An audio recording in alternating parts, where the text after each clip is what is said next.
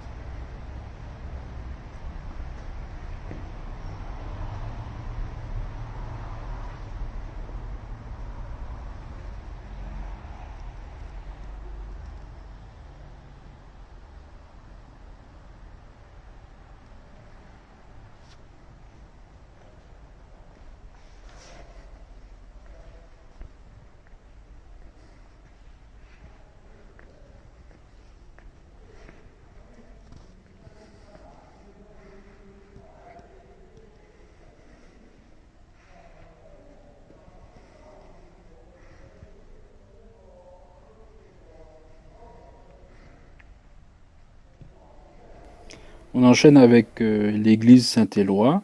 C'est un monument qui est tout de même imposant par sa taille. C'est quelque chose qui se remarque, donc du coup, voilà, moi je suis en vacances, donc je prends en photo ce qui se remarque. Donc voilà, ça peut être très sympa à visiter. Ça me fait penser aussi à une cathédrale que j'avais vue dans Assassin's Creed, mais je pense que je me trompe. Bref, c'est un jeu vidéo. Et on finit avec la tour. Donc enfin je dis la tour, en fait c'est le beffroi. Donc qui est également patrimoine mondial de l'UNESCO. Et bon, c'est surtout, bon voilà, c'est encore une fois un monument assez imposant. Elle fait 58 mètres de haut. Donc c'est quelque chose qui se remarque. Et voilà, j'ai voulu prendre ça en photo aussi voilà, pour vous montrer un petit peu les monuments qu'on pourrait trouver dans cette ville. Ce qu'il faut savoir aussi, c'est que là, bon voilà, il était peut-être 16 heures. Je crois qu'il faisait peut-être quelque chose comme 4 degrés. Mais avec le petit vent marin, ça se ressentait quand même c'était quand même bien frais. Et après, franchement, j'en avais marre de supporter le froid. Donc, du coup, je me suis baladé le reste du temps en voiture. Et vous allez constater parfois que les petites traces de gouttes d'eau qu'il y a sur l'écran, enfin, sur les photos, c'est parce que je suis dans ma voiture. Donc, du coup, je me suis dirigé vers le musée. Là, juste en face du musée, il y a un bateau. J'ai oublié son nom, mais ça fait partie du musée. Et ça, ça doit être sympa, c'est sympa à visiter lorsqu'on visite le musée. Juste à côté de ce bateau, ben, il y a un autre bateau qui s'appelle le Sandetier. Donc, de toute façon, il passe pas inaperçu puisqu'il est complètement rouge. C'est le dernier bateau de la lignée des bateaux feu.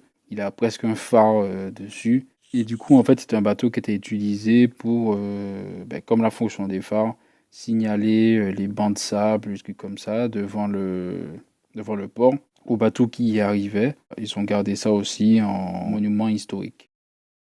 J'ai voulu faire une petite pause pour prendre un petit goûter. Et ça m'a permis également de voir juste en face, donc de l'autre côté de la rive, le phare de Risban.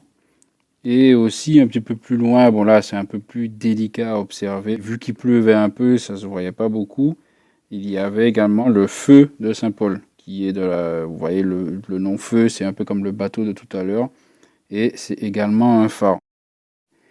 J'ai pris mon petit goûter et après je suis reparti un petit peu tard là dans la nuit. Donc du coup je me suis déplacé un petit peu plus haut pour être au plus proche de la frontière entre la France et la Belgique. Donc je me suis dirigé dans une petite commune pour aller recharger par ma voiture en passant par la plage de Bray de Dune. Et arrivé sur place, ben, la prise ne fonctionnait pas et j'ai dû attendre. La voiture à côté est partie, mais en fait ça rechargeait qu'une heure et en vitesse lente. Donc, du coup, j'ai rechargé une heure pour faire un peu de route parce qu'il ne me restait pas beaucoup d'autonomie. Et ensuite, je suis reparti pour une ville qui s'appelle Rexpodé ou ouais, ou Expodé. Je crois que c'est Rexpodé que ça se dit. Et là-bas, j'ai pu trouver un point de charge où là, j'ai pu recharger tranquillement à côté d'une cathédrale. Et du coup, là-bas, j'ai passé la nuit et je suis parti le lendemain matin. Ben, aujourd'hui, je vous ai donc présenté la ville de Dunkerque. Et abonnez-vous, mettez les notifications. En plus, vous avez vu aujourd'hui, c'est une vidéo qui a été publique. Donc du coup, petit à petit, je vais mettre des vidéos comme ça, publiques. Et demain, du coup, vous aurez la surprise de voir quelle ville je vais visiter. Bon, bah du coup, on se dit à bientôt.